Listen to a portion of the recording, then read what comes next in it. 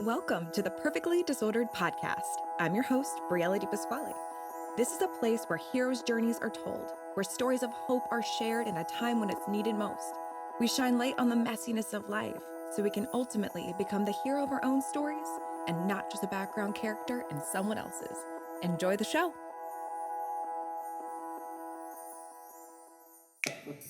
We are rolling. Praise God. Okay. We are in. Welcome back. Right. Take my shoes off. So thank you for doing this again. Yeah, 2 times. Twice as nice. Twice as nice. No, the last time we tried to do this,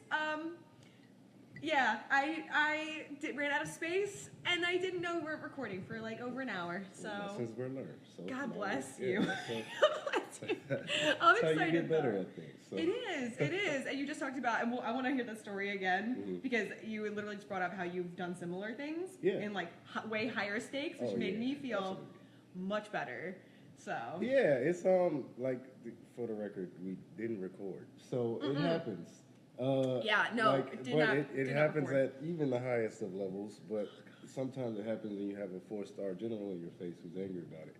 Yeah. Last time we were talking about it, like, once you get to a certain level, people are very, like, time is, like, very valuable. And, like, to get even 15 minutes on some of these people's schedule is, like, a big deal from a perspective, because you got to think they're running the entire whatever it is that they're running. Lots of So, to do. even if sometimes they aren't so busy, they like to pretend like they're busy. So, not hitting record is a good way to get lots of really not great looks from people with it was so unfortunate. a lot of real power in the world. Because you didn't have audio. Yeah, you didn't. Yeah. So you just kind of ass out, and you gotta take it for what it is and roll with it. But life goes on. It's called the Perfectly Disordered Podcast. We live to fight another day. Yeah, we do. You see this, by the way? This keeps like sticking. It keeps sticking. Yeah, I saw that last time. Yeah. But I'm excited to, get into it again. But this time, actually, you said you have kind of more to share and yeah, I guess just things I would probably say a little cleaner and more like concise, I guess. But let's just go for it. It's morning time this time, so hopefully my thoughts are fresher and I'm not like in an afternoon work frustration like last time. So. Well, okay, good. All right, so it'll be just better. It'll just be better than before. I feel like we'll be able to. We're gonna speak that into existence. Yeah, let's do it. It's kind of hard to beat, though. I feel like we'll make it happen. Yeah. But okay, so let's start at the beginning of your career. You've had I am very familiar now. Crazy career. You've been a lot of places. You've worked in you've seen the highest of heights as far as working with political elites, kind of. I would say in our country they're considered the elites, You've traveled the world. So let's just start at the beginning again. Yeah. And just go for it. And I'm just gonna try to ask you newer questions. This is gonna challenge me too. So I couldn't I said this last time, but I can't talk about like the career that I currently have without talking about the military. So rewind. I graduated high school. I went to college, Norfolk State, standard college experience. I still have a lot of good friends from Norfolk State. I loved it there, but college was not for me. I had a lot of personal things going on too. My grandmother passed away, and I was away from home, and I didn't really, that directionless college student who's just taking out more student loans to get an ultimately useless degree. Like I was heading fast down that road. And actually, my dad and I were out at a hardware store in Georgia, and the Navy recruiter was next door, and we were having that conversation, like, what's next? Are you going to transfer? Are you going to take a semester off? And I grew up in a military family, so the idea of it was never foreign to me. My granddad was in the Navy, my uncles were in the Navy, my dad's actually retired Air Force, so that's why I knew that's what I didn't want to do, because their bases suck. Remember you said that. I actually went to school in Norfolk, so I was trying to get stationed back in Norfolk to go back and be with my friends, and Norfolk's a big Navy town. And I'm thinking, this is the worst place I can get stationed, but I love it here, so let's do Norfolk. Let's do the Navy. Yeah. I kind of stepped in the recruiter's office, took the ASVAB, which is basically like the SAT equivalent, but it's a little bit more practical, dives into more technical skills, but it's the military's version of that, where they place you, right? You get an overall score, but there's different scores in different areas, and based on that, you're supposed to be eligible or qualified for certain jobs over the other. But I kind of walked in. I've always been a good test taker, and they're like, "Holy shit, you did well enough." Yeah, And so I stumbled and fumbled through the Navy process. That was July of 2010, and by November I was at boot camp and did the whole Navy thing. I kind of got lucky with the career that I fell into. I definitely didn't plan on falling into the world of communications, public affairs, photo, video, any of that.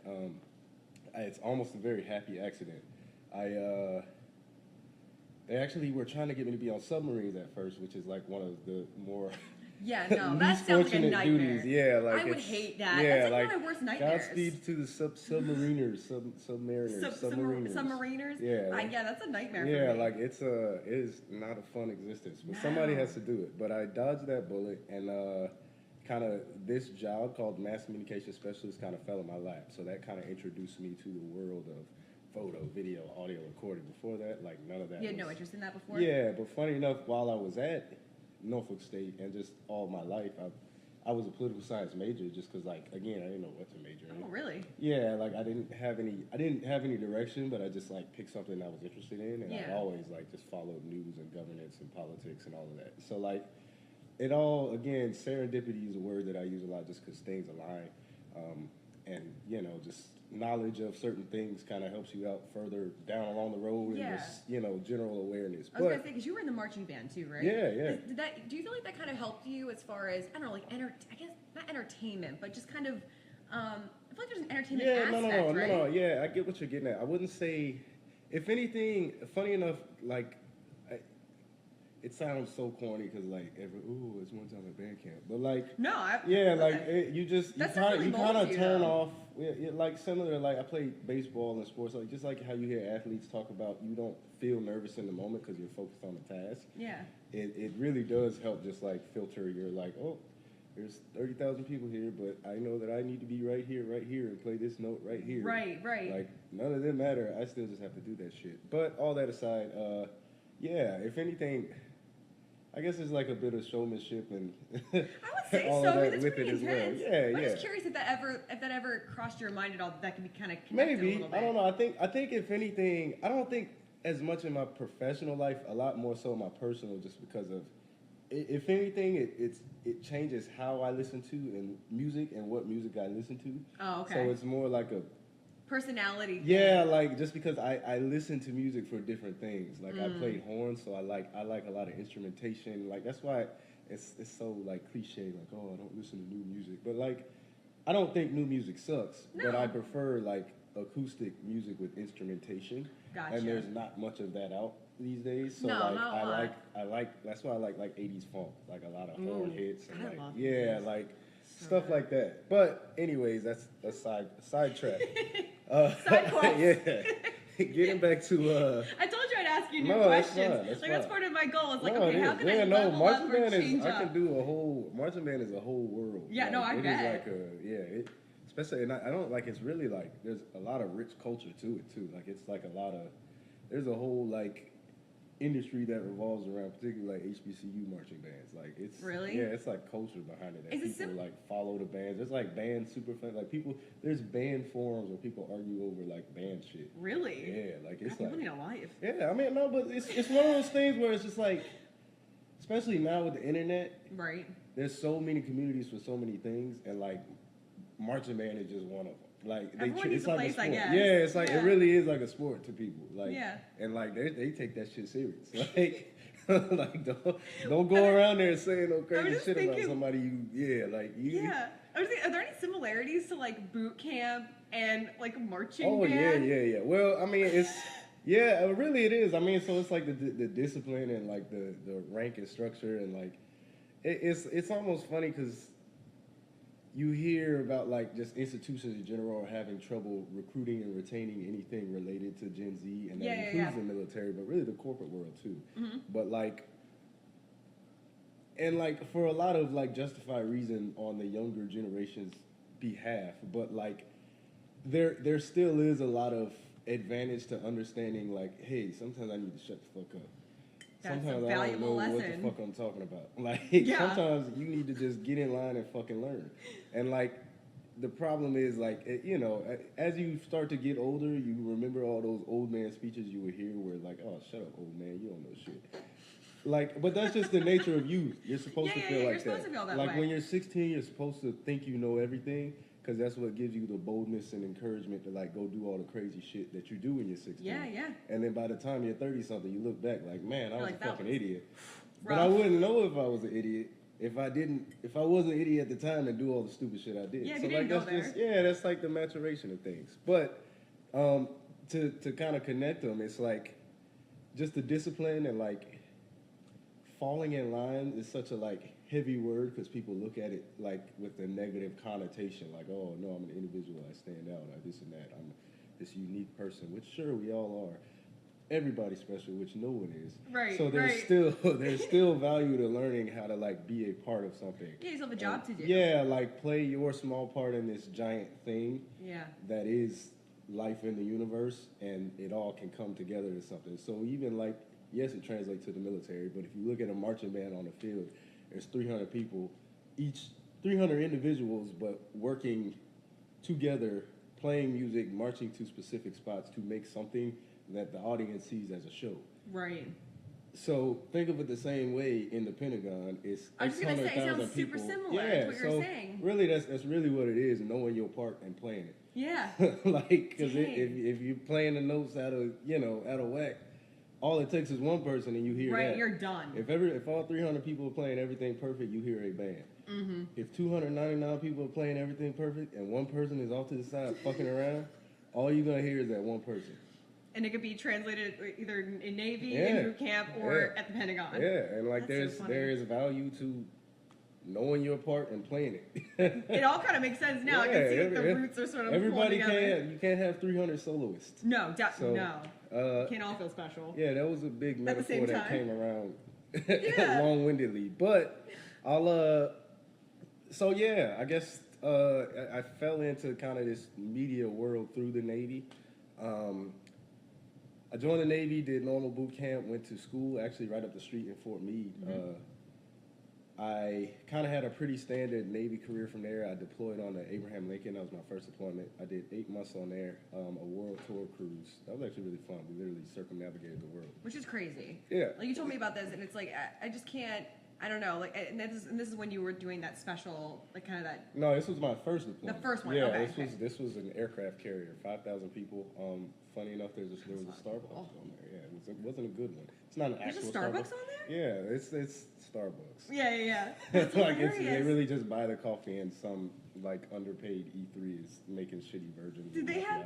Do they have other things on there too? Nope, just Starbucks. Just They have Starbucks. Starbucks and really, really shitty food. Like the Damn. food is awful, but Wow. it's like prison grade things. But you get Yeah. used to it, and it's like, well, it's either this or nothing. And then like you make do, and a lot of people survive off of ramen and water. Oh my But, god. It's a good way to lose weight. So. And then the space thing was really tight, right? Yeah. So you get your rack, which is about the length of this couch. It's maybe about this high. You slide in and out. It folds up, and you get that much space. You usually get a locker in what we call the berthing. What? The berthing. That's like where if you look up a picture of a Navy berthing, it's usually just like Rex. It's funny because that song came out when I was in the Navy. Rex on Rex on Rex. Yeah. It was like a joke that we would all Rex Oh my on God, Rex, that's but it's like hilarious. just lines of racks and they're kind of side by side over and over. Wow. But yeah, it depends on your berthing. Some like on the carrier, some people it's like 150 people to one. I was lucky. Mine was only like 30 something. Yeah. And then you share a bathroom. Yeah, there might be like 3 showers and they're pretty gross. Oh. Yeah, it's an experience. What do you guys do for fun on there? Like, what is there to? How do you? It's kind of I know you everybody mentioned has shooting their the shit with your friends. like everybody kind of has their vices. Obviously now a lot of people game. I don't game. You don't have You internet. game on there? There's people, Okay. people take their like small little 24-inch TVs and they just obviously there's no internet. So Yeah, you right. can't like play. I don't even know what game. But that's so funny to me to imagine all these guys in Yeah. uniform like no, this. yeah, and they are. They really That's are. Like hilarious. it really is like a big high school. So you have your cliques. Sometimes like there's people who like just live in the gym. Yeah. There's other people who like will sit on what's called the mess decks and play magic cards.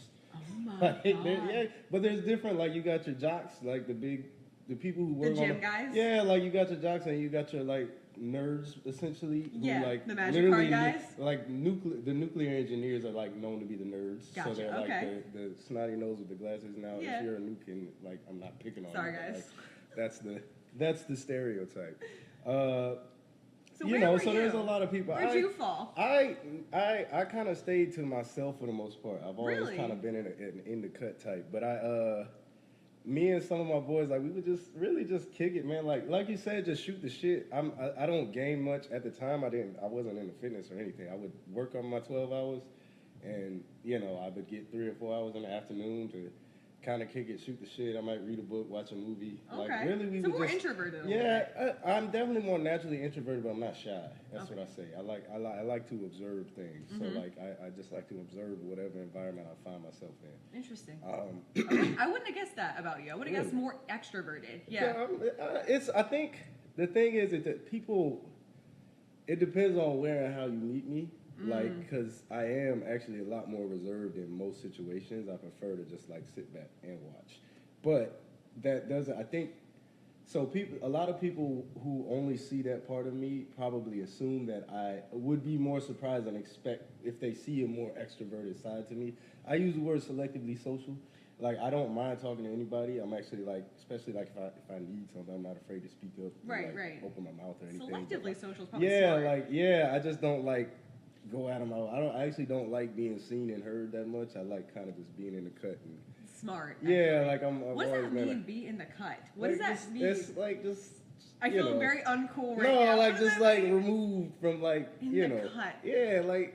I feel like I can't say that. No, yeah, it's just like I guess it's a cut. It's like a. Can I say that? No, like you can say it. Can I say as a white woman? You can say that. It's Okay, like I think I'm cool enough for it. No, it's. I guess I didn't even consider that somebody. Because it's just something I say. Like, I'm in the cut. That's like, that's like, you. Yeah, that's hilarious. Like, I'm here, but like. Yeah, that's hilarious. Like, if it's a room full of people, I would be standing in that corner. I've never heard that phrase. It makes a lot of sense, though. Yeah. Not in the way, but not out the way. Yep, in the cut. I love that. I'm starting to say that. That's great. Every time we talk, I feel like I learn a new like vocabulary. Like your specific vocabulary. Diarrhea. Exactly. Okay, so all right, so you're on the Abraham Lincoln, which is the name I just love, and then what? Fun fact. You brought it up. I actually really am glad that the Abraham Lincoln was my first ship. Like that's because there's 12, maybe 13 active carriers now, and some of them are like named after some pretty objectively shitty people. Oh, and it's like really? Yeah, like the Carl. It's funny actually at the time, like the Carl Vinson, which is America's carrier. We had a rival ship. We were both deployed at the same time. And they got all. Oh, lovely. But we got all the extensions. But what does that mean? Extensions? What do you mean? Like we weren't supposed to be up there as long as we were, and like they're like, yeah, you're gonna stay a little longer. Oh, damn. So, anyways, shout out to the Vincent. But like the Carl Vinson, the John C. Stennis, those are like senators from the 1950s and 60s, and they used to sit on the what is it called? The Defense Committee in the Senate. I can't think of the exact name. I won't know. I know it off the top of my head, but it's Sunday. I'm not thinking about work things. But they sat on the Defense Committee that like controlled naval budgeting, and that's why they have aircraft carriers named after them. But they also were like the super hardcore segregationist racist senators from the 1950s. Really? Yeah. So John C. Stennis.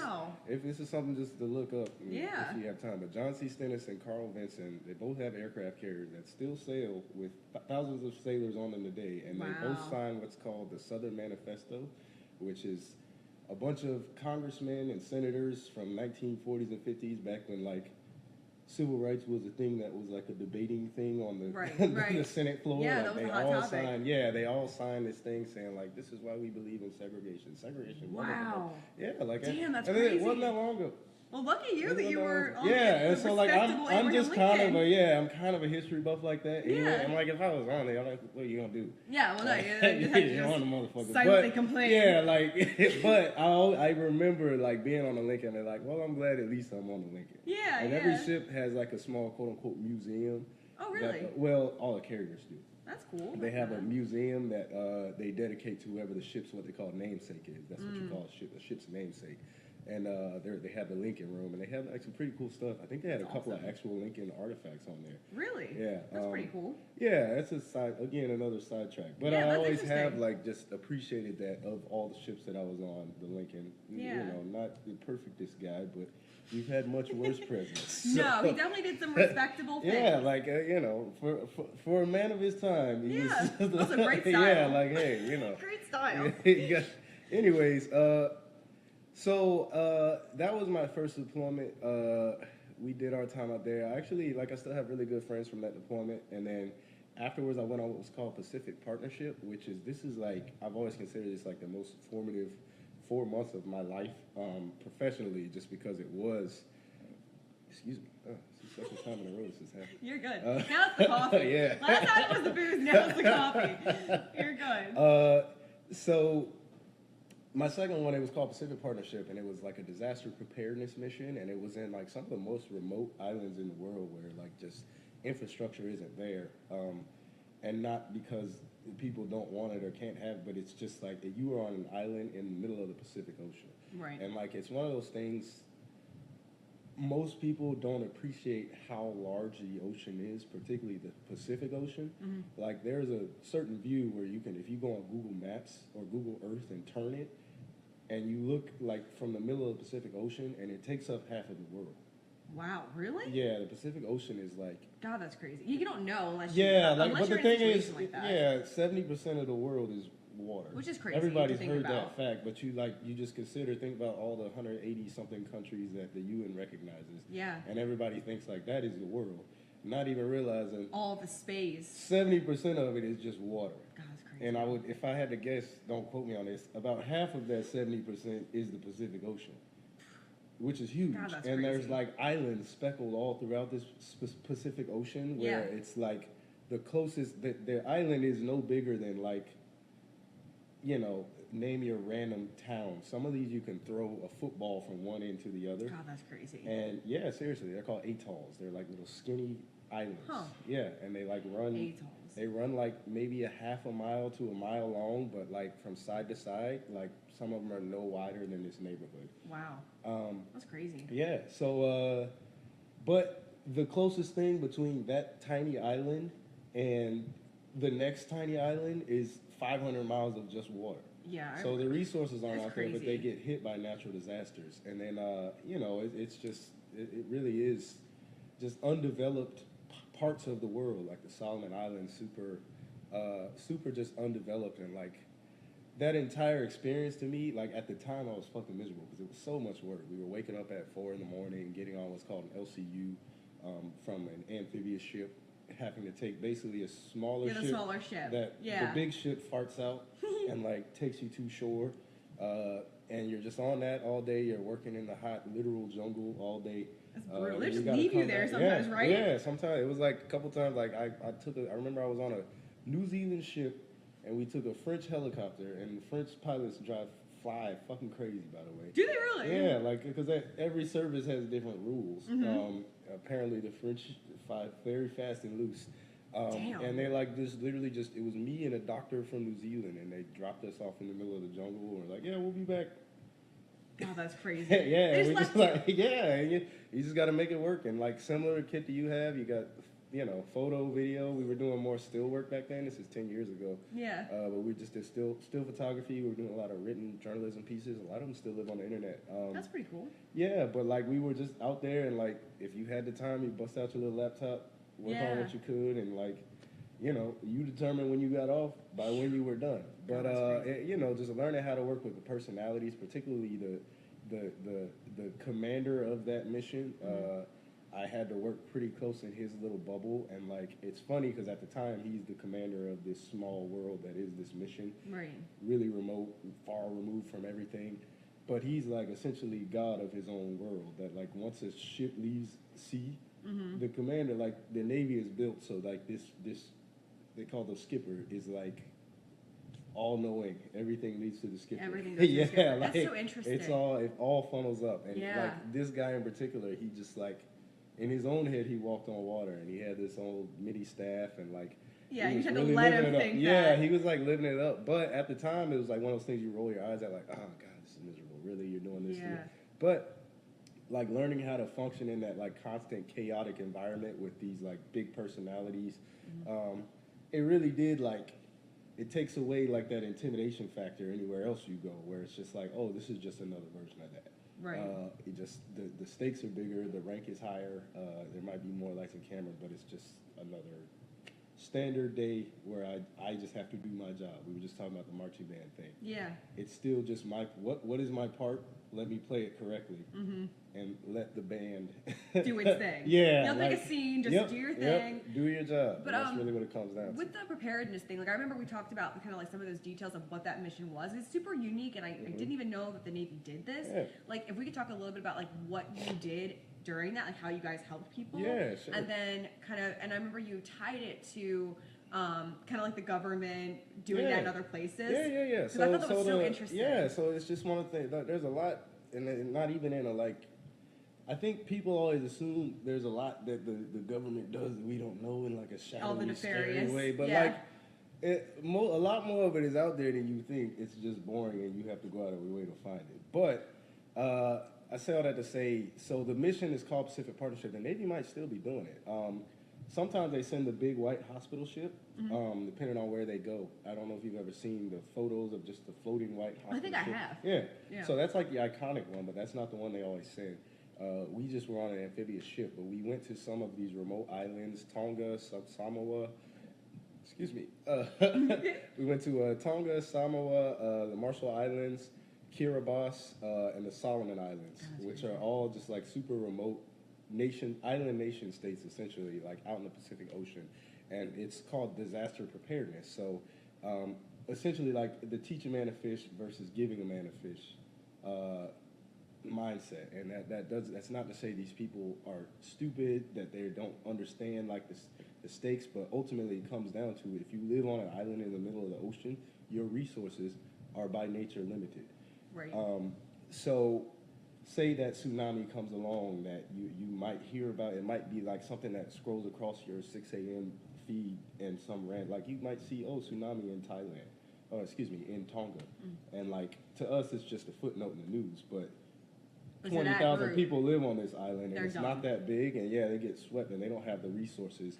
When a hurricane hits Florida, Georgia Power comes down to fix the power lines because they can drive there. You can't drive to Tonga. Right. That's how I checked. So they're screwed. And they just don't have a lot of resources and support. So they have to prepare for disasters well before they happen and have response plans in place. Not that we don't do that here, but it's just a different name to the game. Right.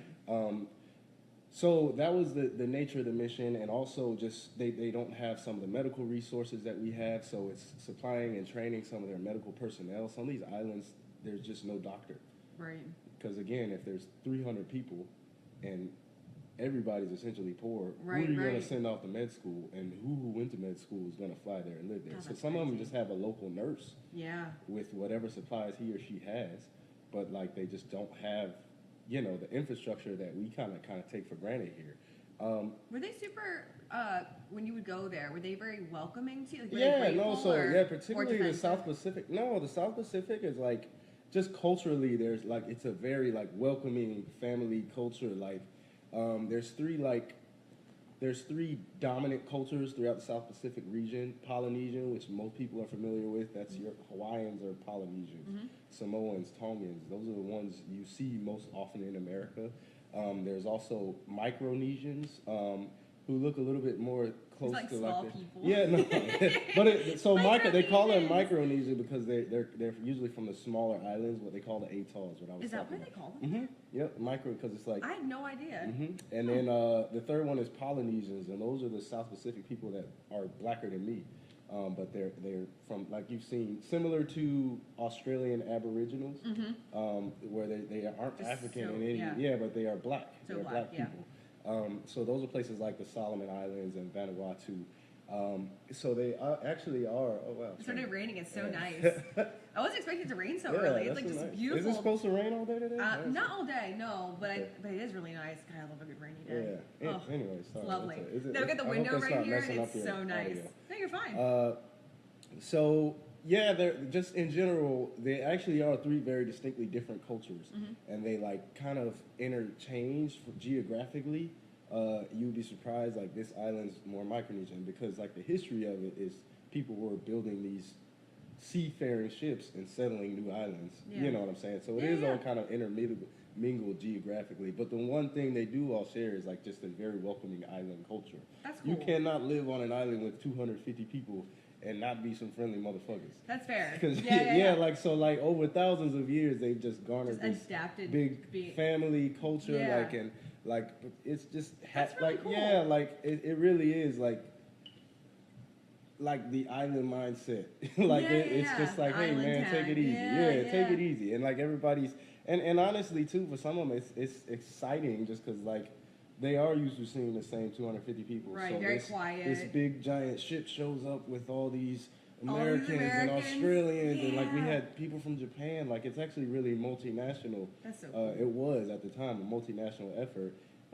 And then that ties into the big picture of like why do we do these things? Which it's is easy, crazy. Yeah, it's easy to like people say why are we spending money in these other countries and like we have homelessness here, et cetera, et cetera. I totally said all of Yeah, these things. Why are we wasting which money? is fair. Yeah, but ultimately it gets down to interest and like strategic goals where it's like think about the geography of the situation. If not us, somebody's going to fill that gap, and that somebody is probably going to be China. Right. And it's again, we just talked about 70% of the ocean, 70% of the world is water. Mm-hmm. So if for 500 miles there's only two islands, and they kind of influence this whole stretch of ocean, which has a lot of impact on like sea lanes that cargo ships pass through, et cetera, Right, et cetera. right. Like it all ties into these larger geopolitical wants and needs. But if not us, then them. It's just so crazy. and that's how it works. So it's like if we aren't the ones showing presence and essentially giving a fuck, China is, and then they increase their influence in the region, and then we don't have the same power and sway to move and have the same amount of commerce that we do, because it's not a secret that there are just inherent differences in how China and the United States see the world and free trade. No way. So again, if not us, then who? And if somebody fills that gap and we need something in this part of the world, but the Chinese embassy is the one who's been providing all this disaster preparedness, which they actually are doing a lot of in Africa right now. Are they really? Yeah, we're losing in Africa like that. I didn't know that. Mm-hmm. Damn. Yep. But I mean, part of it, like, there's just in Africa in general, there's an anti-Western sentiment. That makes sense. Much of it pretty justified historically. Yeah. But that doesn't mean that It's the not world great, yeah, you like know, things it's not great. things didn't always go great, you know. But all that to say, just like blew my mind. That was there's just larger geopolitical goals at the macro level, but even at the micro level, you're still helping people. So again, it's easy to sit back and say that there's potholes in Baltimore and there's a needle around every corner. Right. Why aren't we fixing that? And like that's true. Why aren't we fixing that? But people always look at it as a choice when it should be a both thing. And realistically, Really, why does that have to be one and or realistically, and then that's where you get into like bigger budgeting, et cetera, et cetera. But ultimately, like it's just different pots of money that it all comes from. Like it's just not necessarily how any of it works when it comes to just like, oh, why doesn't the government just take this money and do that with this money? Right. And like that's our very so big, it's it's my just not- very yeah, basic it's like, well, if it's money's just- going here, yeah, just it's move just it here. and, it's like, and then you get into like, okay, what are the like you? How can the government practically fix some things that just are the day-to-day complaints without over-governing and becoming China? that makes sense. So like too. Yeah, there's makes sense a too. you know, Yeah, it just blew my mind. I've Yeah. never thought of it like that before, and I don't think I'll ever forget it. Like, I think my perspective will forever be changed Yeah. by what you said. Yeah. Because I just never thought about it like, if not us, then someone else. Yeah, and if we that don't- expands the most military, like so, and that's not saying like obviously hindsight 2020, the Iraq War was objectively bad. Right, Like, yes, many will argue. Yes, Right, like, yeah. we just like Not our finest hour. Yeah, like there was no WMDs, all of that. Like, however, so people will use like we fucked up as a reason for going forward that we should never again. Right. However, like you can't basically look at it like this. You don't want to be the second baddest motherfucker in the room if shit get real. Yeah, and the thing is, a good way to put it. Tell me a good rap song. Tell me a people, good rap lyrics. people take it for granted almost that, you know, and this is not like the JoJo rah-rah military, but like the United States military as it currently stands, which is in a desperate state, to be honest, just because the recruiting numbers are low. Yeah. They can't get their leadership approved through the Senate because the Senate's a hot fucking mess, and they all have acting leadership right now. All of these things, like, I don't want to use the word crisis because the military's fine. They're still doing their job, but like the military, this is a turbulent era for the military. Yeah. And all of that being understood, it is still by far the most powerful force ever to be on this earth. Like, which is crazy, because I remember you said, because it just sounds like things are so bad, like from somebody who doesn't know, has no insider information or no real insight into it. Like you brought up how we're still doing so well in reality. It just doesn't feel that way from an outside perspective. So I think a lot of people in general, not even just speaking about military or economics or any of that, because we are American and we basically live on an island. We got 2 oceans to each of our sides, which is something we take for granted too. Like I said, it's got a lot of buffer. Is that a big benefit? Oh yeah. We got a lot of just buffer from the rest of the world and their problems. I've never thought about that either. Yeah, absolutely. But I think a lot of people view world politics through the lens of American politics and assumes the rest of the world does too, when realistically they could give a shit. Similar to, like, you don't care about elections in Romania right now.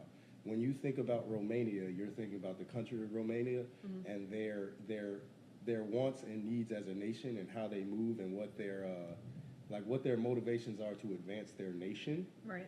Not every country has politics. There's politics in Iran. But Iran is not a monolith. So there's politics in China. Yeah, within we just the feel Communist so Party. special. Yeah, and the thing is, like, obviously it's lonely at the top. No, and it's just being real. It's such a hard plight. Yeah, and so we look at everything through the lens of American politics and assume everyone else does, not realizing that we are a country with interests, and when compared to other countries, even economically, the economy right now is quote unquote bad. It's hard. Yeah. Inflation is hitting. Yeah. I don't think most Americans appreciate inflation hit Europe twice as hard as it hit here. Really? The reason why inflation is bad is because oil went up, because Russia invaded Ukraine and stopped pumping as much oil because they had to cut off oil. They didn't want to keep funding the Russian war by buying Russian oil. So the price of oil went up in Europe because they were getting all their oil from Russia. So they got to get it from the United States and Saudi Arabia. But Saudi Arabia is friends with Russia. So now they're doing price control on gas. God, Because the price of gas, it is stressful, but ultimately, everybody looks at it what is Joe Biden doing about inflation? And everybody looks at it, think about how arrogant of a statement that is as an American. Yeah. Because there's nothing Joe Biden can do about inflation because he can't control oil prices. And that's the big secret that nobody wants to accept. Everybody expects, everybody assumes that there's this group or these people that can have their hand, that can pull levers and do things. One puppeteer can do all these Everybody things. can pull the levers that they have, but ultimately nobody's running all of this shit. You don't think if Joe Biden power to give to one person. if I don't know if he'd ever make. I don't know if he can. I don't know. And that's not a Joe Biden offense because Donald Trump can't lower inflation. Neither can Ron DeSantis. Yeah, that's just not the nature of how anything works. It's a band. Yeah, it's they play a pretty big fucking part. Yeah. But he's still just playing a part. You know what I'm saying? So yes, we are this nationals. Oh man. He's fine. But my neighbor has a Tesla and he doesn't like that it doesn't make noise when it drives. That's hilarious. Yeah, he doesn't trust Tesla. Yeah, maybe maybe it's Elon Musk. Yeah, maybe that's what it is. But I say all that to say, man, this is a rabbit hole. We're not. This is great. This is good. No. I find it interesting. People view it. Yeah, people view everything through the world, everything that happens in the world through the lens of American politics. That's what I wanted to get at. And that's where still it's important and valid to like the overarching theme. Yeah, Like, that's so been your it's career. like, So. yeah, so it's and it's just not that simple. Like that's not how anything works. People are looking at like Ukraine, and like think about the debate around Ukraine these days. Like, why are we spending money here? And like, what is our end goal and this and that? When like, yes, we are spending money there, but think about like how much responsibility you relieve of the actual bad actors when we make it about Joe Biden versus Donald Trump. Like, that's giving them way too much credit when realistically it's about Vladimir Putin deciding to invade another country. Right. And like how wild. we respond to that is up to us, but still, like, what is the actual issue at hand? Is that a country got invaded? Is it one person or is it? Like it's a multifaceted and like problem. it's how we react, and like there's debate to be had when it comes to funding, et cetera, et cetera. But like ultimately, you can't cast off responsibility and somehow find a way to recircle it back through American politics. And that's what most politicians do because it's advantageous to them. Most people don't have time or patience to sit through the nuance of Eastern European history and politics and why Vladimir Putin claims has... there's historical relevance to all of this that, it's just not that simple. Yeah. But it's a lot simpler to just be like, mad at this person. Joe Biden is giving your money to Ukraine. Right. Like, think how much easier that is to just consume. Right. It's a and way it doesn't even have to argument. be true. It just has to have some truth to it and piss you off. You know? Yeah, it's that charge that gets you. And they do stuff like that because they know most people don't have the time or energy to really know. I was gonna say, because like you brought up, how the real information behind these things is so boring, and it's it's so much easier to hate a character or to hate a figure, and to not really do the research. It's so much easier to just be like word vomit. Don't like you. Don't like this. Well, and that's like the job of quote-unquote journalists is to gather information. But again, if they focused on the things that are actually happening, like budget committee hearings, et cetera, so the answer to why, like an easy... They would never report on it. Yeah, it's just like, everybody's like, why is the military budget so high when we have et cetera, et cetera, et cetera?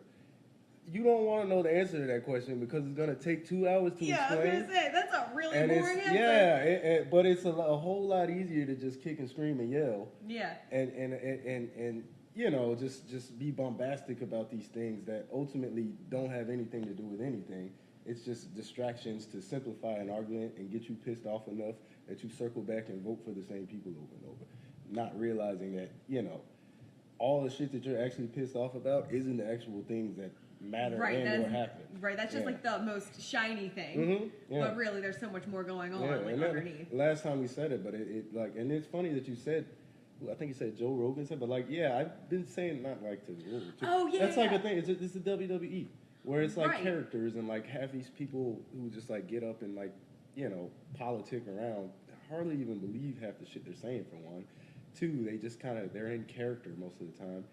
3, the reality of like what most elected officials on the Hill do day to day is actually kind of pathetic. They just sit on the phone begging for money, and they show up to whatever their committee hearing is for 15 minutes, give their speech, and hope that they get a Twitter soundbite. Yeah, and the thing is, that's so publicly available. You just have to.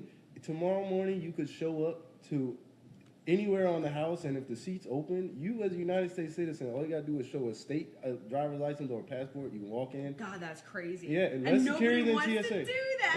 Yeah, you know why nobody does that shit? Because it's fucking boring. It's boring. Nobody would want to do that. It's boring. We can barely do jury duty. Yeah, I mean, that's what I'm saying. A lot of people. Again, I'm going on a tangent, but a lot of people just complain about the state of things. But think, when's the last time that I don't mean the figurative. Oh, no, you can ask me. Yeah. When's the last time, the figurative you have, done something civically responsible? Oh, yeah. And it's hard question to answer. Yeah, and it sounds so corny, but it's true. And it's citizenship. Yeah, just being active citizenship, giving a fuck, knowing who your congressman is, not even realizing that congressman is the peak. A lot of people don't even know who their city councilman is. Yeah. A lot of people don't know who their mayor is. You know what I'm Terrible. saying? You don't even understand. Like, I live in Howard County. Prince George's County is right there. We have completely different sheriffs and governance in 200 feet just because it's that different. I now fall under Howard County, and they're you know what I'm saying? Right, right. People don't Yeah, even we don't take the understand time. our. Yeah, like It's easier to it's easier to be mad at the it's bigger. easier to be mad at the than be president involved to at the smaller level. exactly, and like so at like and that reflects on itself too. Like everybody could really do some self-reflecting, and like it's so much easier to complain than to fucking do something. God, it so is. Yeah, and it's addictive. Yeah, you know? like I love talking shit. Yeah, what are you doing? Like, and that's really what it comes down to is like what have you doing and what are you doing to make things better? And if the answer to that is no, you know, Michael Jackson said it. Look at the man in the mirror. Like, you just said when you said what Michael Jackson said, and my brain just went hee hee. I was like, what did he say? He did say that too. What did he That is a say? direct Michael Jackson quote. Yes. It is. Yeah, he did say that too. God. He said that too. I can't remember what we supposed to be talking Let me check and make sure it's recording. Yeah. I'm so paranoid now. No, please do. To make sure that No, it's good. recording. Yeah, We're that's good. That's good. Great. I love this. I feel like we're still covering like things we covered before, but I feel like better and it's kind of fun. Just ranting. We're just, I still don't we're even just know. ranting with Yeah, it. I still haven't left the Navy yet. No, you're good. Yeah. You want to talk about career stuff? But it's still it's under the same umbrella though. I feel like it's Yeah, good. this is just Tim J. Godbee speaking, not the professional. Oh, like, good. You're yeah, good. like this is just observations in the world. That's and what I all want. that. I want real observations. Yeah. But yeah, so you did so you did, speaking of all the characters and stuff, okay, like, so what was next? You did the helping of island people and teaching them how to survive, essentially their apocalypses. Yeah. And then what happened next, right? You took a break. Yeah, so I did a couple more shipboard deployments. I actually was on the last ever frigate to deploy, the USS Simpson, so that's like a little fun tidbit. But I stayed, I did my sea duty is what the Navy calls it, and I actually got stationed shore duty at Fort Meade at Defense Media Activity, which is a little bit more, broadly Navy focused. But I was only there for 6 months, and essentially they put out a call. The Secretary of Defense was just looking for a photographer. So yeah, that was kind of my first foot in the door of like, craziness. Yeah. You just happened to like. It was so there was a couple people. Yeah, there was a couple people who like, a couple other people who submitted to be it. I ended up getting selected. And yeah, from there I showed up at the Pentagon the week after that, and I was the SecDef's photographer. So I was in his bubble. Anywhere he went, I went. Yeah, he it's you're in the room often, not at the table, but in the room. So you're absorbing and seeing how these people work and function, and you're seeing like the things they're worried about. At the time, that was 2015, so that was when ISIS was ISISing. ISISing so hard. Yeah, they were doing the ISIS thing, doing the things that ISIS does. So that was like the big thing that everybody was worried about. But yeah, so I you were the fly on the wall. Yeah, I really was. Yeah, and I traveled the world with him, and I will work with the deputy secretary a lot too. That's kind of like the second in command. So yeah, I traveled a lot. I was part of the package.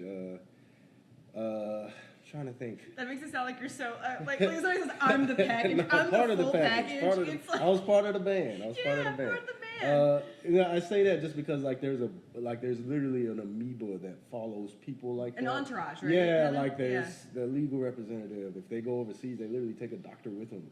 Really? Yeah, it's a whole thing. God. So you're part of the entourage. Yeah, essentially. Yeah, and it's like a mob. There's security, like people follow them around, all that good stuff. And I remember you talked about how being in that job, like there was parts of it that were very, I don't know, not bougie, but there were parts of it that were very cool, and the traveling was wild. You got to see a lot of stuff, but then sometimes you said it would be super monotonous, and you'd be traveling and being like just a room. Yeah. So like a lot of it, it's like you do go to like I'm in Singapore this week, I'm in Finland next week, but like it sounds sexy, but realistically, spoiler alert, most conference rooms look exactly the same. So yeah, and like something I don't think a lot of people appreciate just about quote unquote elites, and I don't use the word politicians, but people who hold offices is like They work fucking hard. Like Oh, they sure. wake up and they turning and burning all day. So like it's meeting to meeting to meeting. But like you get off the plane, you hop in some SUVs, you go to the hotel, you drop off your bags. There's a meeting with the Minister of Defense of Sweden from what they call Bilat from 2 to 4 or something. You crazy. go in the room, do what you do. The staff waits outside. They talk about what they talk about. From there, they might call in to someone else. They do this and that. It's a lot of hurry up and wait because like there's real work getting done. Right. And like the name of the game is like availability. The best ability is availability. So you basically all of these again levers to pull just have to be available to this person who has this big important job. So when you aren't doing your job, you got to be at the ready and on standby to do your job at a moment's notice. So you can't just wander off and like, oh, let me explore Sweden. Like, Right, no, right. like You gotta be there. Yeah, like so you might have some nice dinners every now and then. You'll get an evening or an afternoon, but for the most part, you hit the ground, you work all day, you stay in a hotel for a night or two, and then you're back on the big blue plane, and you're back at Andrews Air Force Base, like nothing ever happened. Get ready for the next trip. I mean, and you were really young too. You Yeah, were like I was 24. I was 24 when I first walked to the Pentagon, 2015. So like it was cool. Like that was always that. I kind of grew up in the Pentagon. And you do see and like just learn a lot about like understanding, like just thinking on the strategic level all the time, and like not getting so caught up in like details of like knowing. The thing is knowing which details matter and like understanding who again back to that band metaphor. Yeah. What is your part in this? And like if this is like the military, the United States, the Department of Defense is the largest employer of people in the world. Is it really? Mm-hmm. I didn't know that. Yep. The Wow. Department of, you got to think there's 300,000 people in the Navy, 200,000 in the Air Force, 1 million people in the Army between all the reserves, et cetera, et cetera. Crazy. And that doesn't even start talking about civilian employees. And then you factor in Right. contractors. Yeah, that's a lot. Yeah, it's literally around the world. So Wow. like, the military is about half the federal budget. That's wild. So like, God. at that level, it's mostly just gathering and like dispersing, like because it really is just this huge operation. But it's like literally just a master class in coordinating and understanding who has what, who is responsible for what, who to go to for what, and like knowing that you have the right people in those positions. That when you have to kind of poke that, hey, I need that, boom, available. The best ability is availability. Hey, that's why like around I never the heard military, that quote, but I like it. No, I didn't make it up, but Well, I still like it. like It's that. Yeah, good. that's why you hear a buzzword that you'll hear around the Pentagon a lot is readiness. And like, where is the military from a readiness standpoint? So if you hear people talk about the state of the military now, the quote unquote readiness is low because of things like the budgeting, et cetera, et cetera. Right. Like it still is, you have to have money and manpower to get stuff done. Right. So military readiness is struggling right now because they don't have the same manpower they used to have. All of that being said, it's really just about crazy. yeah. You're It's just 24 and you're like watching this like you said you're walking. I remember you had said like it was like you're going into Oz. Yeah, so, like, yeah. So it's that like just blows my mind. You know? yeah, it's like seeing behind the curtain of the Wizard of Oz. Because when I'm on the USS Abraham Lincoln, when I'm on the USS Simpson, and like in the middle of the ocean, I am in this band, but this is my small part to play. Right. And you understand that like there's this hierarchy and it all goes up. But I think assumption that most people make is that at the next level, like somebody has it all together. Somebody will solve and it like all. there's just this all-knowing something, but like, excuse me, again, spoiler alert. At every level is fucking chaos, and people are just trying to figure it out. Yeah. And like which is so behind every reassuring. curtain, behind every curtain is another curtain with some man playing the Wizard of Oz. Yeah. And pretending they have all this shit together. It really is like, but that's just the nature of everything. Like nobody has it. Like Right. Nobody has their shit together the way that they pretend they have it together. And if they do, they're probably boring and weird. So That's yeah. No, you're. like that's real. I have never thought about it like that before. Yeah. We romanticize people who just seem to just have it together. Yeah. They look so, they look so put together. Yeah. And in reality, if they really were, they would be weird. Yeah, And they would be probably well, I mean, boring. we talked about it when we weren't recording, but like ultimately, imagine like the most prestigious, pristine, intelligent, well put together motherfucker who runs the most billion-dollar corporation, you know. He just has all the bells and Real whistles. life Tony Stark. Yeah. And then imagine him taking shit. Right. And realize that he still has to do that. Like, he's a human. He has God. bodily functions. And, like, there's nothing sexy about taking a shit. It will never get old action. to me. Yeah, like, it's just an ugly, disgusting action. It stinks. It's gross. You make nasty faces. But it's part of human nature. And, like, think about how humbling that is, just that, like, everybody has to take a shit. Right. I don't care who you are. It made me feel so much better. Yeah, and like, people are still just people. Like, sometimes somebody rolls out the bed and comes out the wrong side of the bed and just has a rough day. Like, they're human. It just is what it is. Yeah, they feel like shit. Yeah, they're just human. Like, and like, understand that about them. When it comes to like people in prominent positions, they still are just people. Right. You know, like ordinary people in extraordinary circumstances. That's really the way you have to always look at it, because like, even behind like the veil of all of it, you still find like a lot more normalcy than I think most people would appreciate. Yeah. I mean, when you were going in, when you were 24, did you feel almost like starstruck by these people, and did that change a lot, or what was your perspective? At first, very much so. Again, it is big and intimidating, like walking into these buildings and these rooms with all these people have assistant secretary, this and that, and like you Google some of these people, like, oh, he was on the board for this at Google, and he, you know, went to Vanderbilt grad school and is a Yale grad, and I'm like, oh man, I dropped out from Norfolk State. That's crazy. So like, but like, you kind of, the intimidation factor wears off once you do realize that people are just people. But like, you asked about the word starstruck. There is certain moments where like these people that like are just essentially memes to you. Like, you've seen their picture, you see them on TV, you see like, if you're in the military, you see command boards is what they call them. Like, so you see the Secretary of Defense, the President, the Chief of Naval Operations, all these people, you're used to seeing their faces. But like, the first time you kind of see them and spend real time, particularly like, I remember the first time I saw like President Obama, like within like reaching distance. It was just, it's almost weird. Yeah. Cause like, it's it's a face that you're very familiar with, but like you're looking at them and not even like on a podium, like just like they're existing. Yeah, like intimately. Yeah, like just wild. Existing, like, obviously he doesn't give a shit about me. He's like paying me no mind. Right. And like, not even, that's not saying like he should, not but like, with you directly. but like, you're just looking at this person like, holy shit. Yeah. That's the President of the United States. And it has like this weird humanizing effect once you get more and more used to it. It's just like, that is the President of the United States, but also that's Barack Obama. Right. A human being. Who's a human. Yeah, and like, you know, it's weird. The first time you see somebody like of that much prominence in person, it always feels it's like jarring. There's that like almost, it's like a rock star feeling where like, you know, everybody has their own personal rock stars, and then like the thing about politics and governance is like there's only one president, and it doesn't matter who it is, like it still is the President of the United States. Right. And like, it's been kind of diminished in recent years just because politics has gotten so nasty.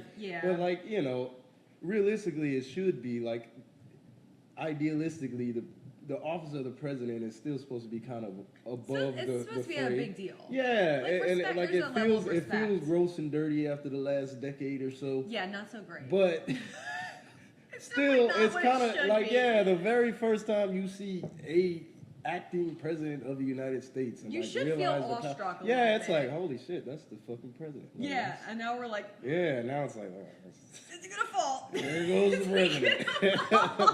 Is he gonna be okay? I feel more. I don't feel as awestruck now. I just feel more of like, is he gonna be good? Yeah, Are we gonna be all right? It's rough, but like, but it's that awestruck feeling. I can't even, like, I don't know. You're just so young when you're talking about all this stuff, and for me, like, I'm just now getting to a point where I feel like I can have the confidence to even handle myself in the situations. Yeah. Like, so I can't imagine being thrown in so young and just kind of looking around and saying like, okay, I guess this is my life now. I think for me it was like, cause my life was very contrasted at the time.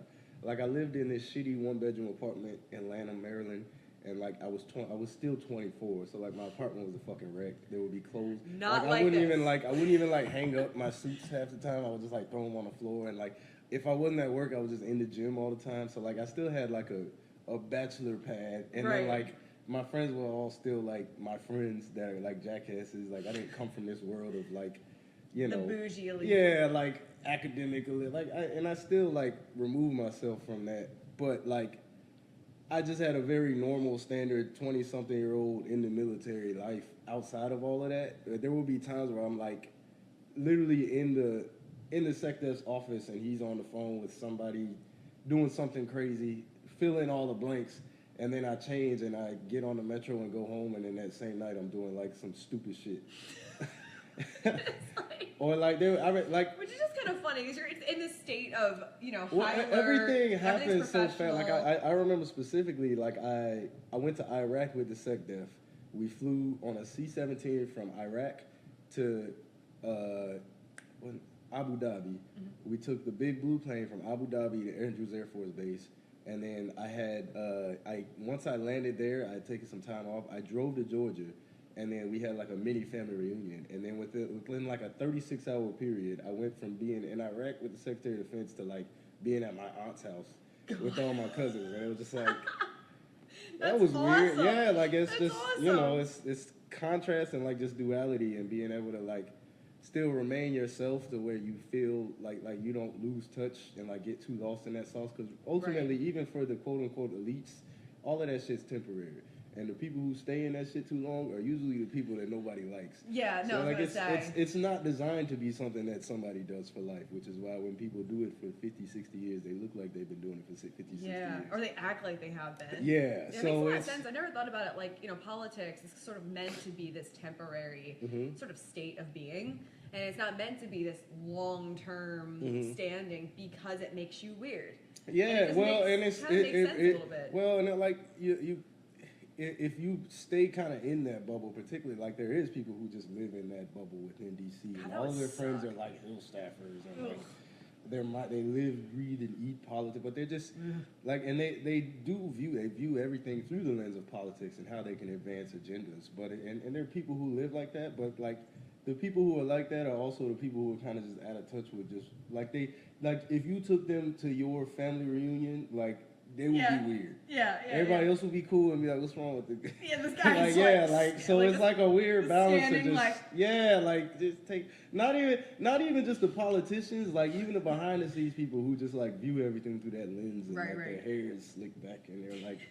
So everybody knows those people. Like, I'm not saying everybody knows we all them, but kind of have you can members picture that person, but like it's just you don't want to be that person who's just out of touch with reality, and that's why it does feel like there's that divide, because it's like the people who stay in that bubble couldn't just come kick it, right? Because they lose touch where they are just just one of the people in bubbles, really.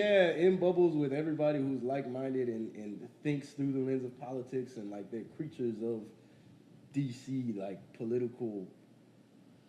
It's a whole lifestyle. Bubble. In LA. Similar to like LA, Hollywood, where it's like where people like they don't even have real life with real problems, and like they view everything through very status and insular, influence. Is that the word? And like if you're not in that bubble, you're like just a commoner. But like it's that those same people who are the LA influencer bubble, like you can't take them to Kansas and just kick it. No, everybody be like, you're weird. But you could probably like. There's just like a commonality amongst just like that comes with just normalcy. Yeah. That I don't think a lot of people appreciate, just because it's so easy to point out differences. But like, you can go to like West Baltimore and Springfield, Missouri, and a lot of people, those are two just like inherently very different places, like demographically, culturally, all of those things. But like the day-to-day problems people have are a lot more similar.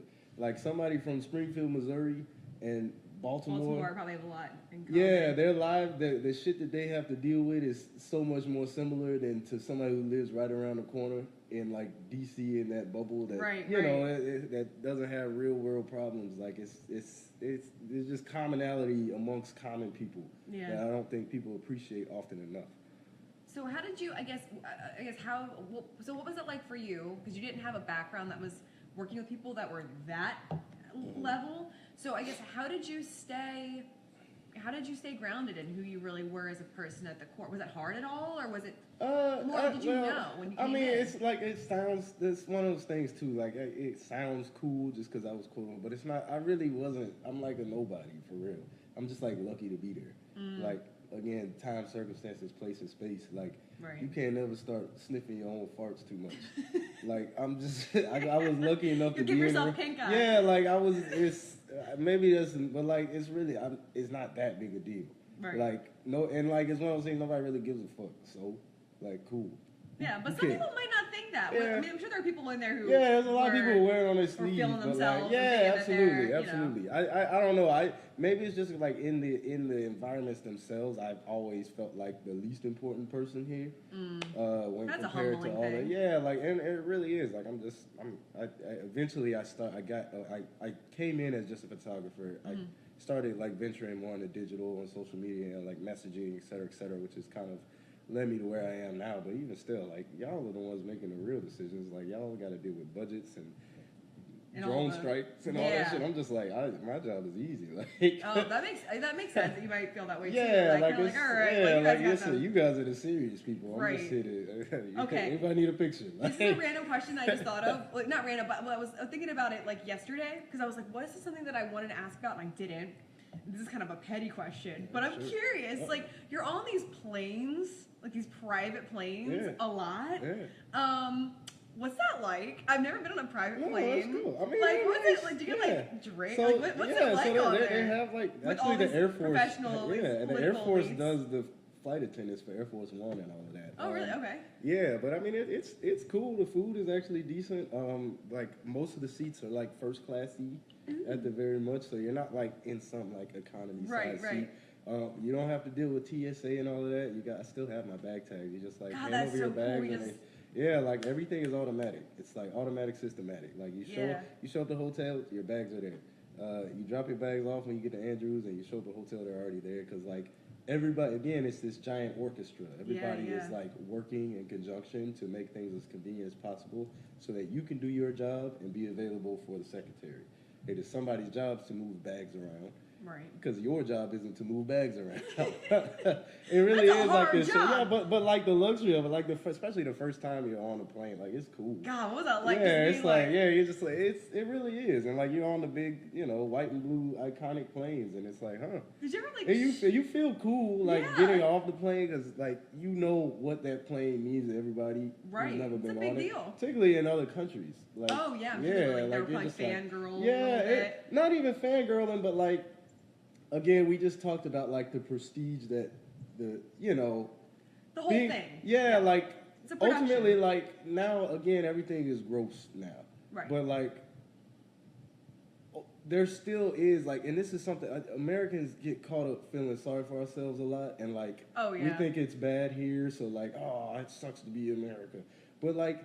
That's a terrible thing to say. I don't believe that. I do not believe that. No, but it's an easy thing that people say. Like it's an easy sentiment that is settled within America. It's like, oh, America sucks, this and that. Oh, fuck. Like it's such an easy thing, but like there still is this prestige that like the reason people hate us is because they want to be us.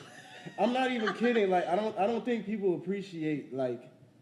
There's still nowhere else better in the world to live. Maybe Canada, but only reason Canada is so great is because they're basically. I don't know if I wouldn't want that anymore. Yeah, like they used to. Yeah, but now and that's the thing that like, Canada is basically like riding our coattails. Yeah, it's not great over there. Yeah, I don't think people realize just how that even though America is far from perfect, the average quality of life is just better. Like it's just better. Yeah. People dream of just visiting here. Yeah.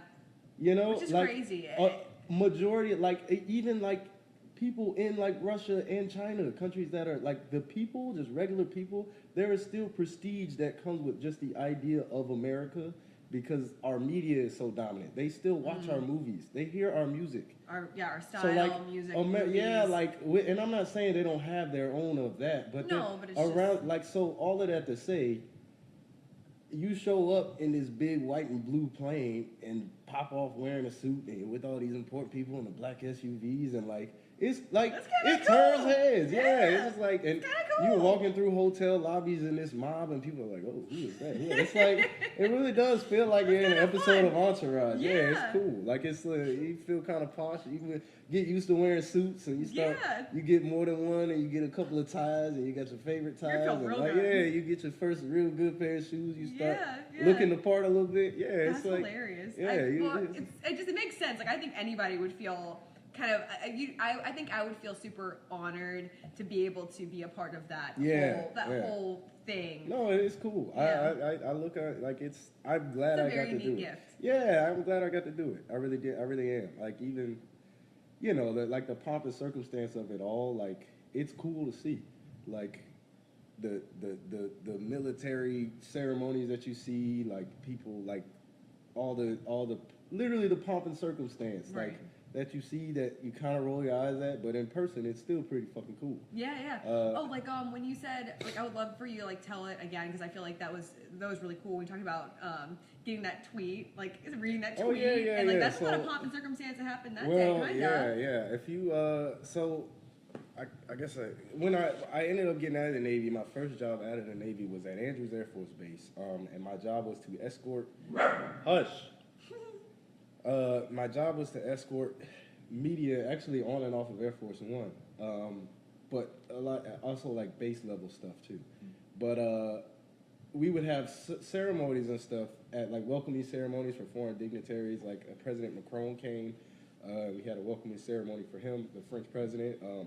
So much ceremony that you had to but, setting up. Like it was a random, I think it was like a Thursday or something, and like I see Donald Trump tweeted. We've released 3.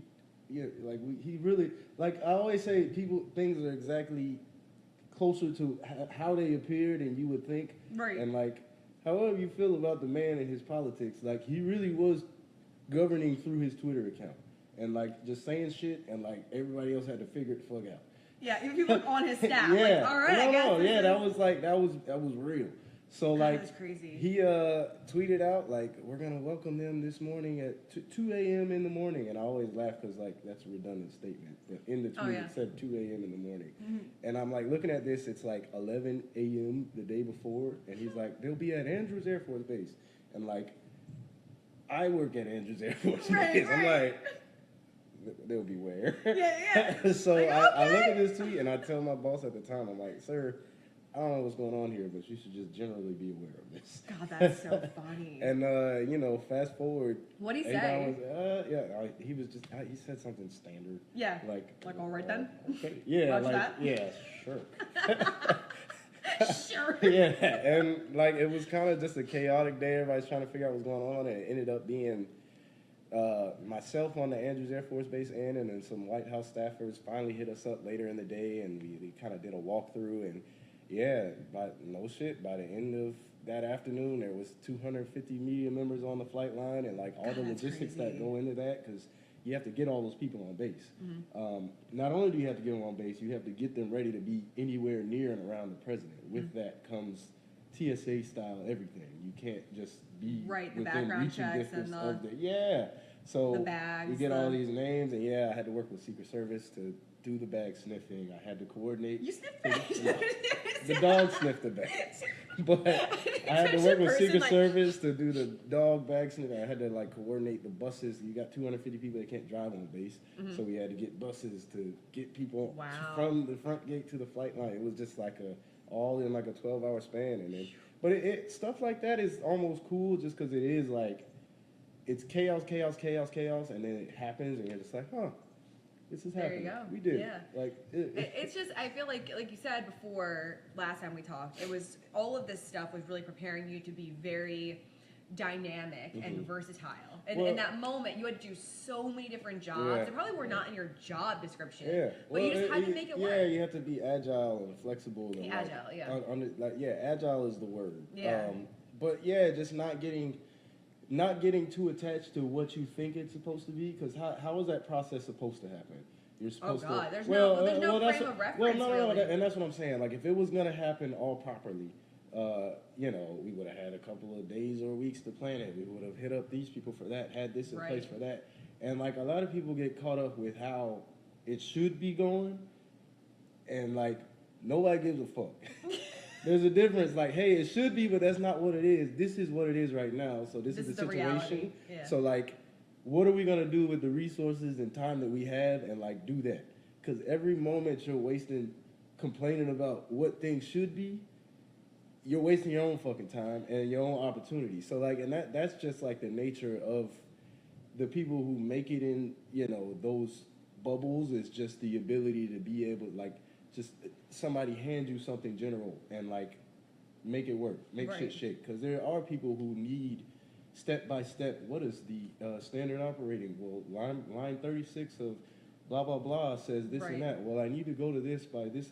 Fuck all that.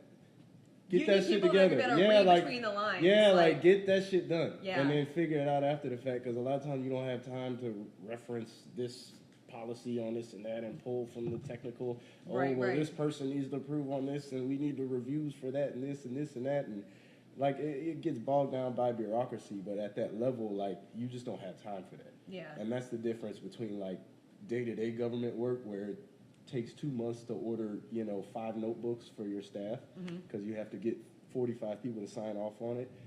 But at that level, like when there are people who just have levers to pull, it's like, no, we don't have time for that shit. Like, figure that shit out now. Like, that's, if anything, that is the one thing I miss just about being that close, is that you can. The efficiency? Yeah, the efficiency, because there isn't that, like, bogged down of bureaucracy and. Right. Yeah. You just kind of cut right through it. Yeah, it's just like, all right, cool, let's get this shit done. Yeah. Like, but again, some people don't function well like that. Like, some people need the structure.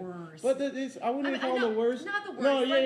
No, Everyone has a place. Like, like some people need the comfort of that structure. But you need people who are also like that in order for you to be, like for me, I wouldn't be able to do what I do in general creatively without people who are very systems oriented or very good at just analytical things.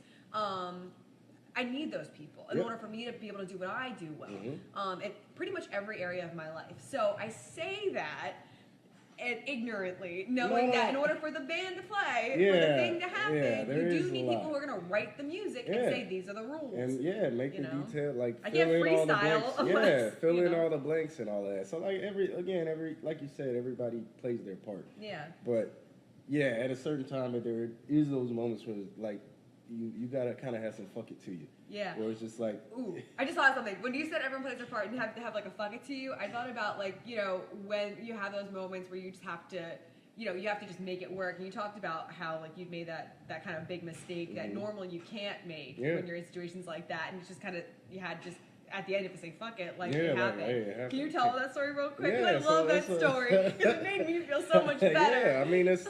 So it was actually my even at that level. First week or two on a job, and it was the principal. The principal is the word you use for the big wig that you're working for. Something I can't even remember what the specifics was, but it was a very last minute, like, hey, I need this thing like now, and like I had just got on this job, I had never used any of this equipment. I had like 30 minutes to get it all together, and I was just like, oh well, fuck it, we're rolling with it. Yeah. And walks in, we do a take, and I'm like, fuck, I wasn't recording.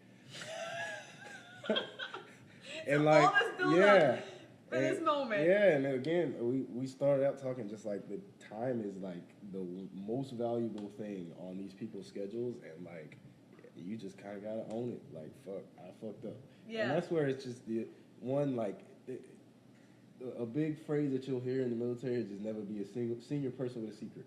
So just keep it up, like, own it immediately, like, hey, sir, I fucked up. This is what happened. Like, because you don't want, the one thing you never want to do is surprise your boss.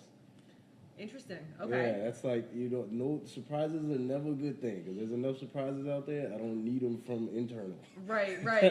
That makes sense. You never want to surprise your boss. Yeah, like, you never want to surprise your boss. So, like, just lay it out there up front, and own it. And, like, you got to eat shit. Yeah. It happens. And, like, sometimes you just don't hit record. And that's why we're sitting here now. God, it was and, so like, crazy. But again, I couldn't believe like, you told that story before, and then that happens. But it's like, it's just a process of learning. It really does happen. It happens. And, like, it literally happens. You hear people say it happens to the best of them. It happens to the best of them. Like, it shouldn't happen too often.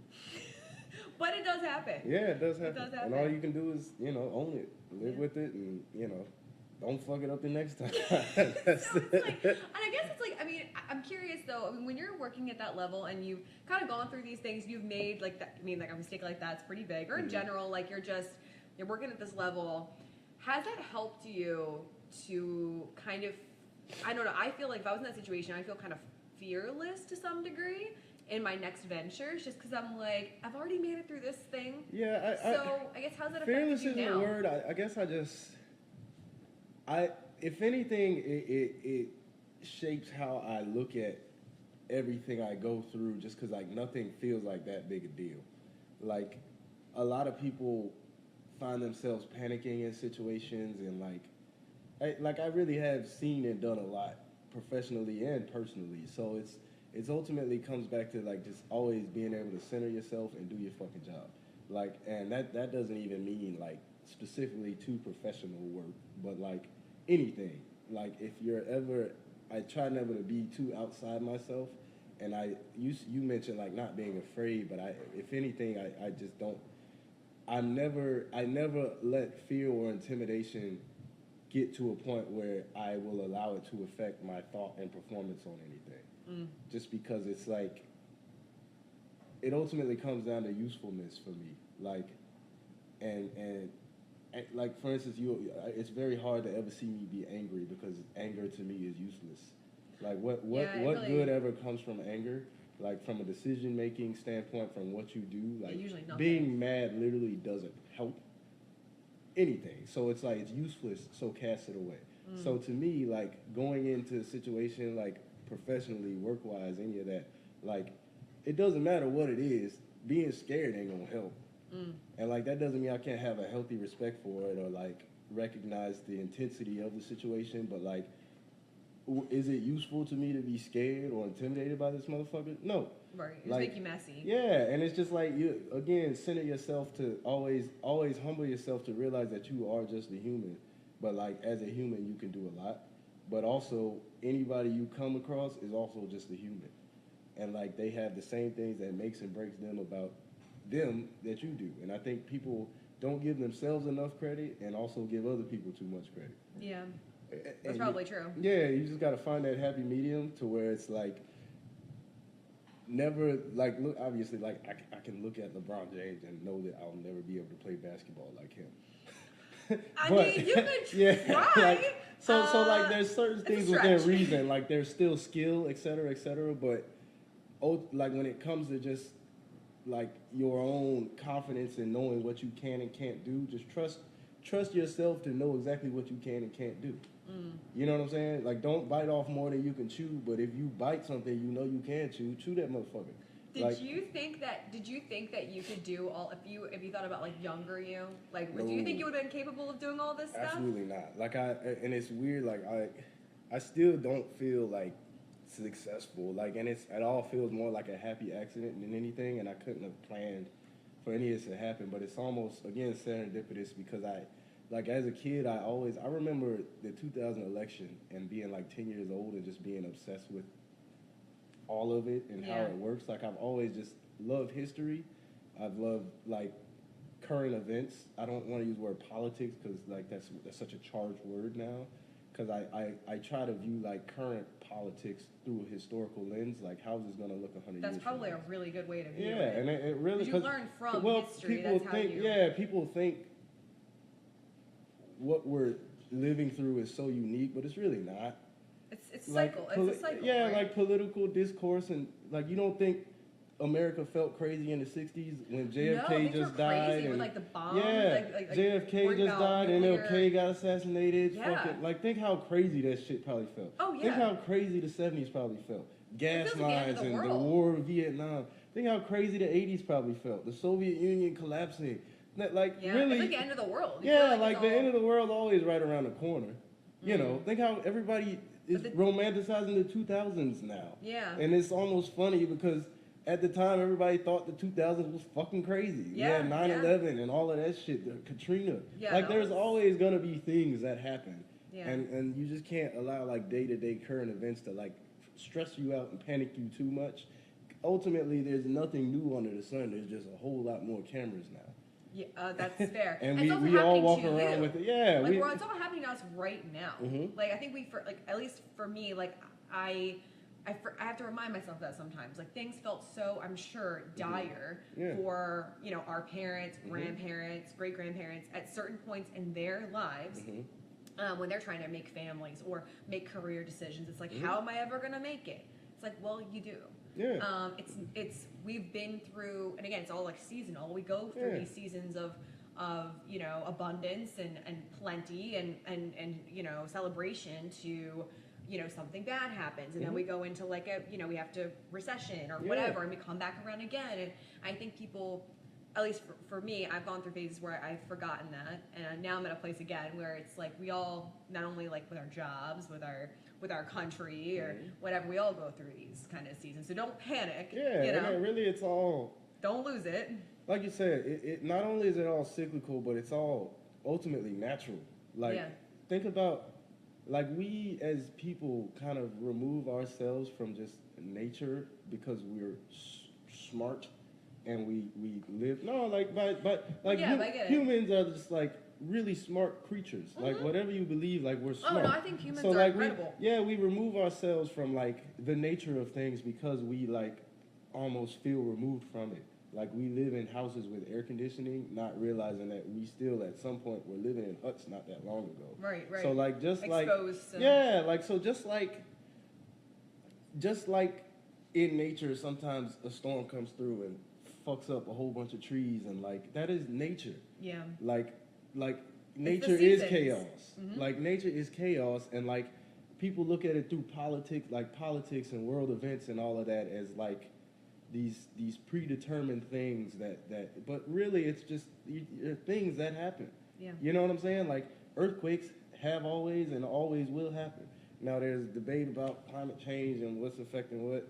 I don't want to get into the way that it works. Yeah, but like things break down and then good they things happen, grow up bad again. things happen. There's like, fires, yeah, there's that's regrowth, and that applies to, like you said, economics and politics, and you know, there's points of instability. There's points where, you know, institutions have to face change that happens from technological standpoints. I don't think people appreciate how much the world has changed in the last 50 years. So like, think how much in one lifetime someone who's 85 years old has seen change.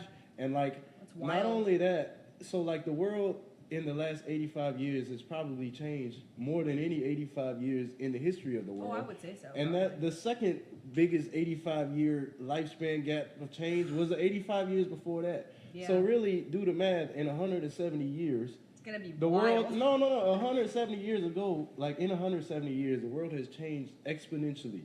Like, the Industrial Revolution, globalization, all of that. All of that is just a change in the nature of existence. And I haven't even said the word internet yet. So in the last 25 years, like, the internet is the new printing press. Right. And so we're still in the baby of this and settling into the reality of what this connectivity to the world really is. And honestly, you and I probably won't live to see the final result of that. Oh, probably not. Somebody in the future, we're living unless we bomb ourselves to death. We're living in like the primitive times of technology still. So somebody Isn't that crazy? so we have clearly to no. But the reason I say all that is like, we're living through all of this change that our species wasn't built to take on. Yeah, no. And we'll wonder why shit feels weird. Well, think about how weird existence has become compared to what we are anatomically built to do. Oh, yeah. So, like, we're still very much figuring it out. And I don't think enough people appreciate, like, because in our lifetimes and in our parents' lifetimes, change has just been constant, we assume that change is the standard. When in reality, most people live the same lives for 20 straight generations on whatever farm or village, et cetera, for most of human history. So we have to kind of give ourselves grace as a species and realize that all the craziness and insanity and people saying crazy shit, all the crazy shit happening, all the people, we are trying to figure out how to exist in this world that is with all this information that we've never had access to. It's completely different than anything that any of our ancestors could have ever dreamed of. Yeah, like I love this. I forget where I saw this recently, but it was talking about how we're so we're engineered really to worry about our neighborhood issues. We're not really meant to hold space for the world issues, right? So it's like we're meant to be concerned about our crops, our stuff. Like this is kind of how we're built. So that all this anxiety and these issues and this internal turmoil about the world state, we're not really built. I mean, we're trying to learn how to hold that information because that's more than we're like kind of built for. And I can totally see where that's like true. I can see where that's true.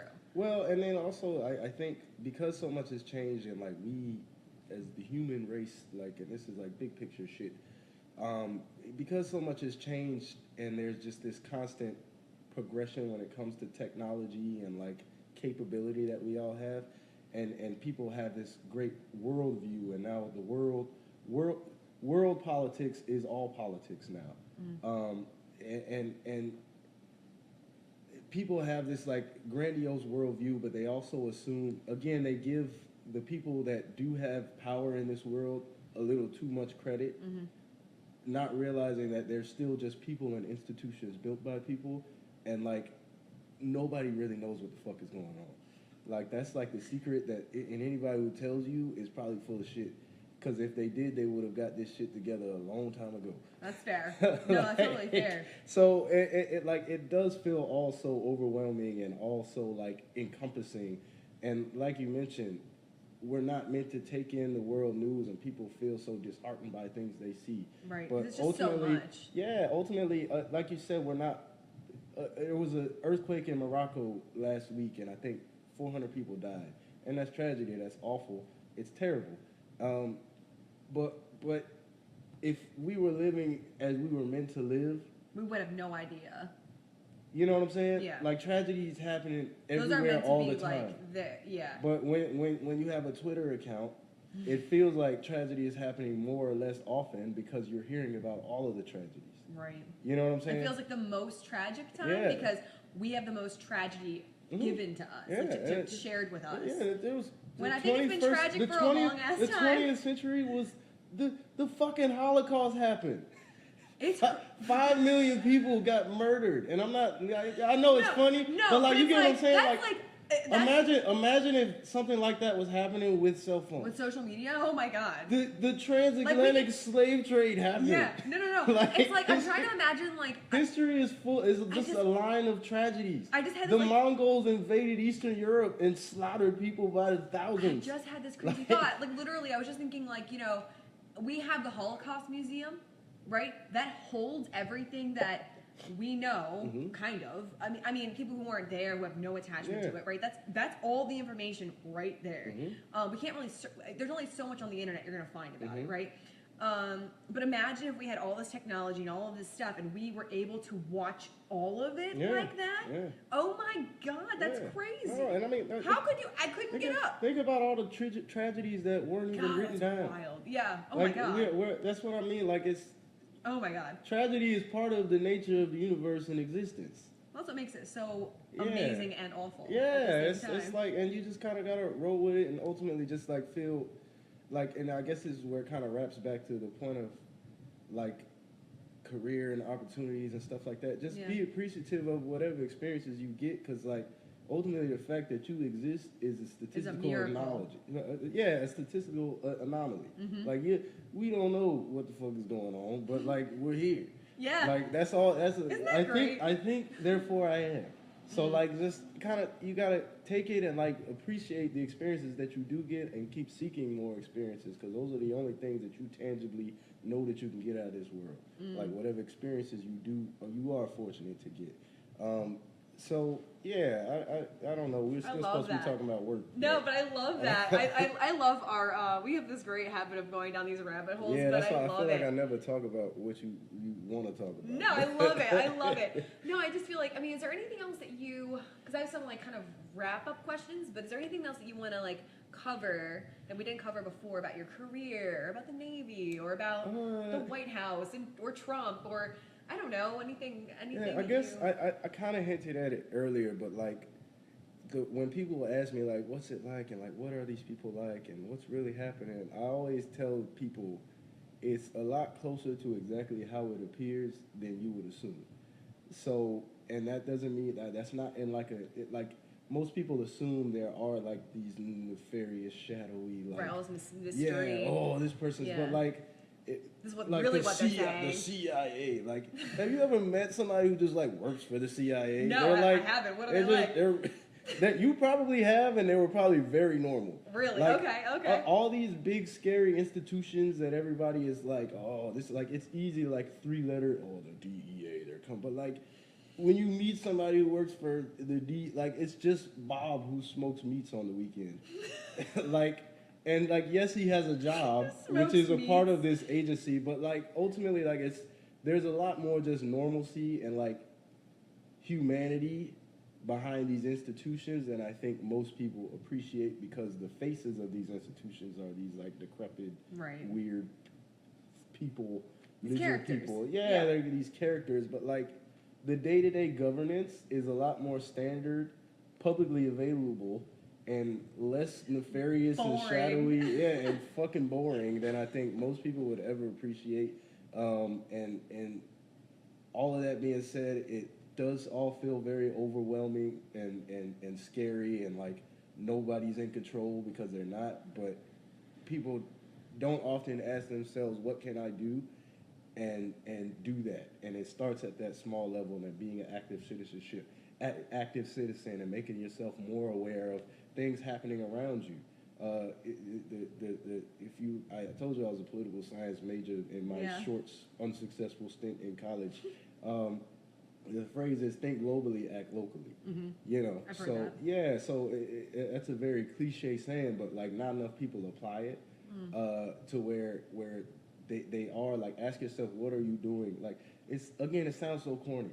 John F. Kennedy. What are you doing in your neighborhood? What is John F. Kennedy's most famous quote is, ask not what your country can do, what can you do for your country? And it sounds so corny, but really think about what that means, how easy it is to sit here and complain about what's wrong with America and all the bad things happening and like how much politics sucks. But then wonder why it sucks so bad, because most of the 300 million people here aren't doing anything to change it. Yeah. And like, you only have the power that you have as yourself, but you have that power. So if you aren't doing that, who are you to complain? Right. So it comes back to just taking not taking anything too personal, not always looking through the lens of politics, Biden versus Trump, R versus D, and just looking at it through the lens of like, what can I do to make things slightly better? What can I do to educate myself and inform myself and just look at things through an even-keeled understanding, and not just like lean into this toxic political culture that, oh, this is all bad and they're trying to show gay kids at our school and this and that, and this person's racist and this person's racist, and like just all of that is really just distraction, and like just get out and talk to more people. There's more people. More people have more in common than you would probably assume. But everybody's so just scared of each other. So just be a regular person to regular people. Yeah. Like, again, it's a little bit of a rant, but... No, but I mean... I say all that to... I basically say all that to say people always ask, like, quote, unquote, what is it like behind the curtain of Oz? And it's exactly behind the curtain of Oz. It's regular people. There's janitors in the White House. Somebody has to cook. Mm-hmm. Like, and they're regular people who live regular lives, just like you. Mm-hmm. And like, don't be so intimidated and afraid by that that you don't think you have the power to change the way things currently are. Mm. But it has to start with you fucking doing something. Right. Half of the cynicism and terribleness of how the system currently is because they count on most citizens not taking the time to actually learn what's actually going on and do the fucking work and look at the boring shit.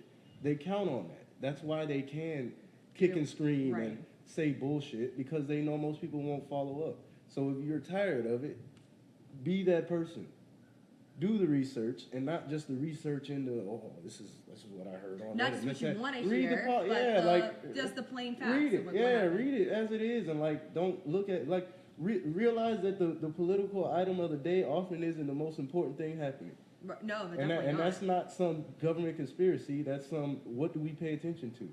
what's the loudest in the room, or the shiniest, or the angriest. What is the shiniest, angriest, reactionary thing, and realize that's not always what matters. Yeah, I'm just gonna say, like, okay, so like to tie it up, kind of, if you were to say you had a son, and or a daughter, right? We'll go son. I like it. It seems cool to me. But like he wanted to, you know, he's young. He wants to find a way to like kind of do what you did, right? He's trying to navigate this new, I don't know, this new political era and all this stuff. Like, what's a piece of advice or an action step you would give him to try to ground him in this this new kind of era, or something you would tell him to do? I would say never forget what real people are like.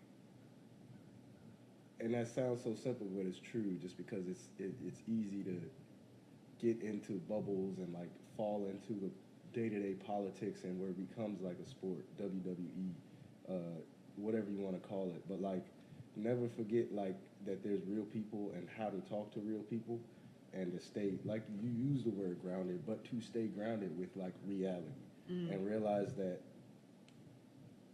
the best advantage you can have is being grounded with what normal people go through. And that's why most politicians feel so ingenuine and like just not normal, because they aren't.